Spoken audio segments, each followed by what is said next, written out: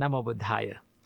Welcome to another video. Today, from this video, let's talk about the benefits of practicing mindfulness and how mindfulness benefits for our daily Buddhist practice. Now, what should be practiced in Buddhism as Buddhist practice is Sīla, Samādhi, and Prajñā. These are the three practices that we practice in all through Buddhism. In whatever the state we are in, we practice these three practices. Sīla is the virtuous behavior or moral conduct. And we've discussed about Sīla in a separate video. If you haven't watched it, and if you don't know what Sīla is, you can watch it right here. So Sīla is basically the ethical and the moral conduct, or in another word, virtuous behavior, or being disciplined by your body and by your words. So mindfulness helps us to practice Sīla in a good way, in a more productive way. And also the second practice is Samādhi. Samādhi is the mental concentration, being able to be in practice the one-pointedness in our mind and to practice that tranquility in our mind. It's called the Samādhi. And final practice is Prajñā. Prajñā means the wisdom, understanding about the true nature of life and fully understanding about the three marks of existence: the anicca, the impermanence; dukkha, that's the suffering; and anatta is the non-self. So how mindfulness helps to practice these things. First of all, let's talk about how mindfulness benefits to practice the Sīla. Now, Sīla is the virtuous behavior, as we said before. So before talking about these things, let's learn about what mindfulness is. Mindfulness is the practice of or ability to be fully aware in this present moment with more wholesome mindset. When you practice mindfulness, it is really, really easy to practice Sīla. Why? Because Sīla is all about being disciplined from your body and from your words.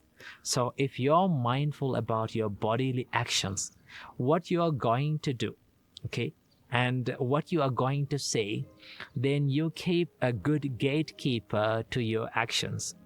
Now, Sati is often referred to as mindfulness in Buddhism, and the Buddha said that Sati is like a gatekeeper to your mind, or the mindfulness is like a gatekeeper to your mind.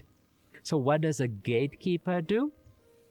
The gatekeeper watches and recognizes what comes in or who comes in and who goes out a certain place. So practicing mindfulness is like keeping a gatekeeper to your actions and your words and your thoughts.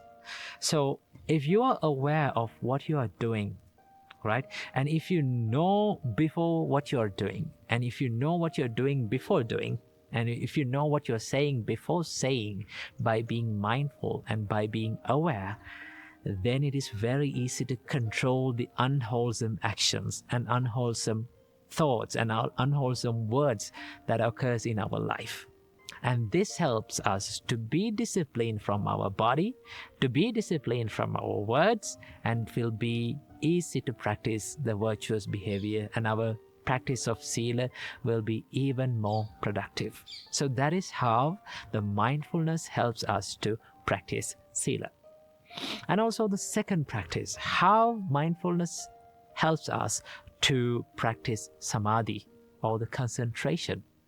Now, when you take the 4 foundations of mindfulness, there are 4 foundations of mindfulness according to Buddhism. Being mindful about your body is one foundation. That's the first foundation. Second one is being mindful about your feelings. And the third one is being mindful about your mental actions or the thoughts. And then being mindful about the mental objects, right? Like such as concepts and ideas and thoughts. So these 4 foundations of mindfulness, in the beginning, the Buddha teaches us how to be tranquilized. Okay, how to concentrate your mind. For an example, if you refer to Kayanupassana, the first practice of Kayanupassana is Anapanasati, or the breathing meditation, being mindful about the breathing. So the Buddha doesn't dive into the deep end at first to realize the true nature or the impermanence nature of the breath. The first thing that the Buddha says us or instruct us to do is to be mindfully breathe in and mindfully breathe out. Okay? Just be mindful when you breathe in and be mindful when you breathe out. Now, when you do this, your mind will be tranquilized.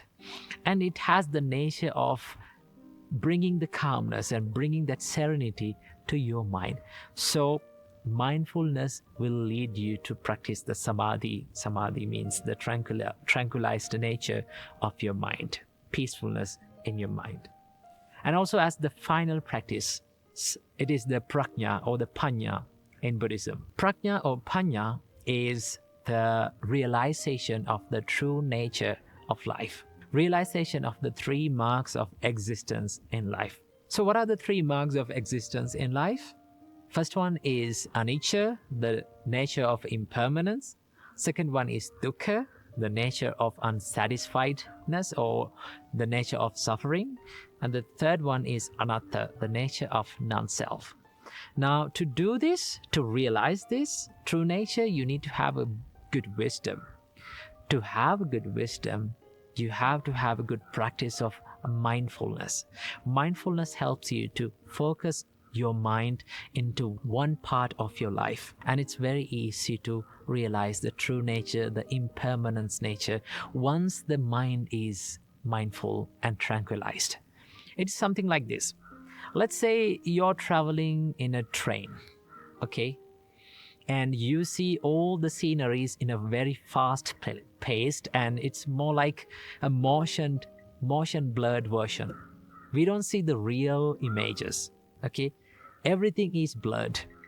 So to realize and to see what the real nature and the real sceneries of around us, what we have to do, we have to get down from the train. We have to come into one place and to see and to enjoy that one nature of the life. So to do that, what we have to do, we have to come into one place and to focus on one thing at a time. To do that, the mindfulness helps us. And finally, how mindfulness helps us to practice the wisdom or the prajñā. So the prajñā is the ability to realize the true nature of our life. The true nature of our life is the impermanence.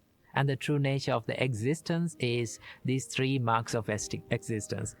The impermanence nature, and the suffering nature, and the non-self nature.